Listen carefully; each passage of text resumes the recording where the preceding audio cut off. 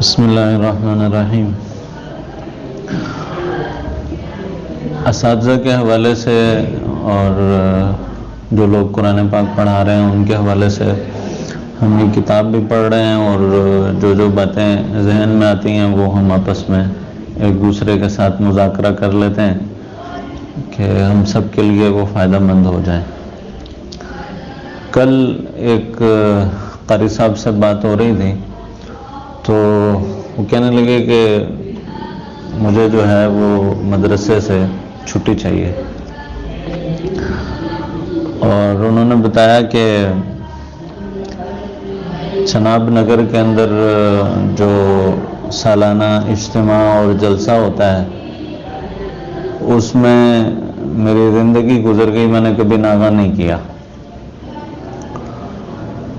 تو میں نے انہیں سنایا کہ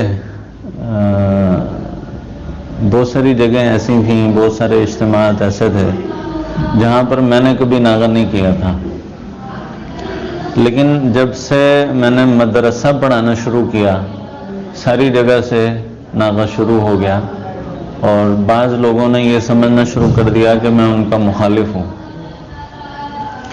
اور پھر اس پر میں نے ایک واقعہ سنایا بڑے حضرات کا، حضرت قاری رحیم بخش صاحب رحمۃ اللہ علیہ کا۔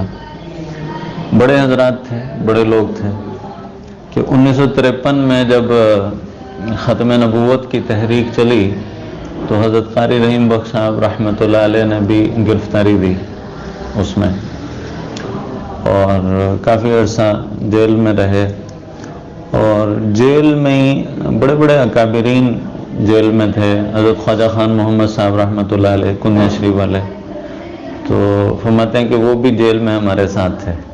حضرت خواجہ صاحب نے بھی بتایا، حضرت قاری صاحب نے بھی لکھا ہے کہ حضرت خواجہ خان محمد صاحب اور بہت سارے بزرگوں کے نام لکھے ہیں، تمام مسالک کے، دیوبند مسلک کے، بریلوی مسلک کے، اہل حدیث مسلک کے، اہل تشیع، سارے لوگ اکٹھے تھے۔ تو حضرت قاری رحیم بخش صاحب رحمۃ اللہ علیہ جیل میں کہتے ہیں کہ مدرسہ قائم کیا ہوا تھا، وہ ساروں کی تجوید درست کراتے تھے جیل میں، سورہ فاتحہ سناؤ اور سب کی۔ تو حضرت خواجہ خان محمد صاحب رحمۃ اللہ علیہ نے جیل میں اپنا قرآن پاک حضرت قاری رحیم بخش صاحب رحمۃ اللہ علیہ کو سنایا تھا، اس لیے حضرت خواجہ خان محمد صاحب رحمۃ اللہ علیہ کی تجوید بہت زبردست، پانی پتیوں کی طرح سے زبردست تجوید کے ساتھ پڑھتے تھے ماشاءاللہ۔ ویسے بھی حضرت کی تجوید بہت اچھی تھی۔ جب دارالعلوم دیوبند سے حضرت نے دورہ کیا تھا تو وہاں پر حضرت کی سند میں لکھا ہوا ہے کہ تجوید سے بہت مناسبت تھی حضرت خواجہ خان محمد صاحب رحمۃ اللہ علیہ کو۔ پھر اس کے بعد حضرت قاری رحیم بخش صاحب سے بھی جیل میں پڑھنے کا موقع مل گیا، تو وہ جیل میں کبھی وہ جو تھا وہ قرآن پاک کی تجوید کی کلاس ہوتی تھی، اور جو مشائخ حدیث تھے وہ حدیث پڑھاتے تھے تو وہ دارالحدیث بن جاتا تھا، اور جو فقہ کے اساتذہ ہوتے تھے وہ فقہ کے مسائل بتاتے تھے۔ اسی طرح جو صوفیاء اکرام اور بڑے بڑے بزرگ تھے تو وہ جیل کو خانقاہ بنا دیتے تھے۔ تو جیل جو تھی وہ کبھی مدرسہ بن جاتی تھی تجوید کا، کبھی وہ دارالحدیث بن جاتی تھی، کبھی وہ دارالافتاء بن جاتی تھی، کبھی وہ جو تھا وہ خانقاہ بن جاتی تھی۔ تو وہ عجیب، جتنے بھی حضرات وہاں پر تھے انہوں نے پھر اپنے تاثرات لکھے کہ ہم نے وہاں پر جیل میں کیا کیا کچھ دیکھا اور کیا کیا کچھ سیکھا، بڑے بڑے لوگ اکٹھے تھے۔ تو حضرت قاری رحیم بخش صاحب رحمۃ اللہ علیہ جب وہاں سے رہا ہو کر تشریف لائے ملتان میں تو ظاہر بات ہے درسگاہ تو چھوڑنی پڑی تھی، خیر المدارس میں پڑھاتے تھے، درسگاہ تو چھوڑ دی، پتہ نہیں 5-6 مہینے کتنے مہینے وہ رہا تھا، تو مجھے صحیح یاد نہیں کہ کتنے مہینے وہ جیل میں رہے۔ بہرحال واپس آئے تو درسگاہ جو تھی نا وہ اپنی جگہ سے تھوڑی سی ہلی ہوئی تھی، اور کچھ عرصے کے بعد امتحان تھا، اور امتحان لینے کے لیے حضرت بڑے قاری صاحب حضرت قاری فتح محمد صاحب رحمۃ اللہ علیہ جو مدینہ منورہ میں مدفون ہے وہ تشریف لایا کرتے تھے۔ وہ تشریف لائے تو انہوں نے بھی کمی محسوس کی کہ درسگاہ جو ہے وہ اس حالت میں نہیں ہے، تو حضرت بڑے قاری صاحب حضرت قاری فتح محمد صاحب رحمۃ اللہ علیہ نے فرمایا کہ بھائی رحیم بخش، یہ سارے دین کے کام ہیں، تبلیغ کا کام ہے، ختم نبوت کا کام ہے، سیاست کا کام ہے، فلاں کام ہے، فلاں کام ہے، سارے دین کے کام ہیں. لیکن یہ جو تم قرآن پاک پڑھا رہے ہو یہ اللہ کا کام ہے، یہ براہ راست اللہ کا کام ہے. اللہ کا کلام لوگوں کے دلوں میں معصوم بچوں کی طرف منتقل کرنا. انبیاء معصوم ہوتے ہیں اور بچے معصوم ہوتے ہیں، اور کلام کس کا؟ اللہ کا. اللہ کا کلام معصوم لوگوں کی طرف منتقل کرنا یہ کتنا بڑا کام ہے. یعنی اللہ تعالیٰ کلام پاک سکھایا کرتے تھے معصومین کو. معصوم کون ہوتے تھے؟ نبی. کبھی تورات، کبھی زبور، کبھی انجیل. اور قرآن پاک سکھایا جا رہا تھا حضور صلی اللہ علیہ وسلم کو. اور ہم بھی کیا کام کر رہے ہیں کہ اللہ کا کلام معصوم بچوں کو جو گناہوں سے پاک ہیں ان کو ہم قرآن پاک سکھا رہے ہیں. کتنا بڑا کام ہے، کتنا بڑا درجہ ہے. وہ کام جو اللہ تعالیٰ اور جبرائیل علیہ السلام کیا کرتے تھے وہ کام ہم کر رہے ہیں کہ معصوم بچوں کو، بچے معصوم ہیں، ہم ان کو قرآن سکھا رہے ہیں. تو کہا کہ رحیم بخش یہ اللہ کا کام ہے اور وہ سارے دین کے کام ہیں.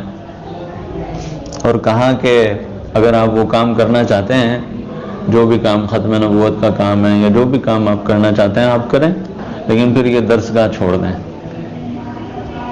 مدرسہ چھوڑ دیں. اور اگر آپ نے یہ قرآن پاک کا کام کرنا ہے تو پھر اس میں ناغہ نہیں ہونا چاہیے. آپ اپنے متعلقین کو تیار کر کے تبلیغ میں بھیجیں، ختم نبوت کے کام کے لیے تیار کریں. جتنے بھی دین کے کام ہیں ان کے لیے لوگوں کو تیار کر کے بھیجیں، لیکن اپنے آپ کو درسگاہ کے لیے مقید کریں، اپنے آپ کو قید کریں درسگاہ میں. جب تک استاذ جو ہے وہ درسگاہ میں مستقل مزاجی سے نہیں بیٹھے گا کام نہیں چلے گا. دوسرا آدمی جو بھی آ جائے. اور پھر میں نے ایک واقعہ سنایا کہ حضرت عمر رضی اللہ تعالیٰ عنہ کے زمانے میں ایک صحابی آئے اور انہوں نے کہا کہ میں اللہ کے راستے میں جانا چاہتا ہوں. ایک جماعت جا رہی تھی، کہا میں اللہ کے راستے میں جانا چاہتا ہوں. تو قباء میں جو مسجد ہے، پہلی مسجد تھی قباء میں، اس میں وہ مؤذن تھے. تو حضرت عمر رضی اللہ تعالیٰ نے فرمایا تمہارے بعد اذان کون دے گا؟ اذان کا انتظام کرو. یہ نہیں کہ بس اب یہ جماعت جا رہی ہے تو چلو. تو وہ ایک صحابی کو تیار کر کے لائے کہ یہ میری جگہ اذان دیں گے. فرمایا یہ نہیں، متبادل ہونا چاہیے، تمہارے برابر کا آدمی ہونا چاہیے.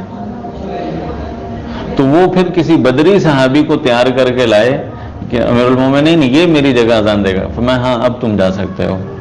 اللہ اکبر. تو یہ سنت ہے کہ دین کے جتنے بھی کام ہیں، مدرسے میں آپ پڑھا رہے ہیں، آپ امامت کر رہے ہیں، آپ مؤذن ہیں، آپ خطابت کر رہے ہیں، اگر آپ نے کسی بھی کام کے لیے کہیں جانا ہے تو اپنے لیے اپنے متبادل کا انتظام کر کے جائیں. یہ صحابہ کے زمانے سے یہ بات ملتی ہے کہ متبادل کا انتظام کر کے پھر جائیں، اور متبادل آپ کے برابر کا ہو. ہمارے قراء تو ہمارے بزرگ تو یہ کہتے ہیں کہ جی متبادل جو ہے نا وہ حفظ کی کلاس میں متبادل نہیں ہوتا، کوئی بھی جا کے بیٹھ جائے، معتمم جا کے خود بھی بیٹھ جائے. جو استاد کام کر رہا ہوتا وہ کوئی نہیں کر سکتا ہوتا. لیکن بہرحال متبادل کا انتظام کرنا اور پھر اس کے بعد جانا یہ ایک صحابہ کے زمانے سے ملی ہوئی چیز ہے. اس لیے ہم اس کو کہیں گے کہ یہ سنت طریقہ ہے، یہ مسنون ہے. اللہ تعالی ہم سب کو توفیق عطا فرمائے کہ کام ہے اللہ کا، کلام ہے اللہ کا، اور کام بھی ہے اللہ کا. تو یہ ساری چیزیں ہم نے کس لیے کرنی ہے؟ اللہ کی رضا کے لیے، اور اللہ کے لیے ہم نے یہ سارا کچھ کرنا ہے. اللہ تعالی ہم سب کو توفیق عطا فرمائے. سبح هلل يا الله يا الله أحيا ذكرك كل قلوب.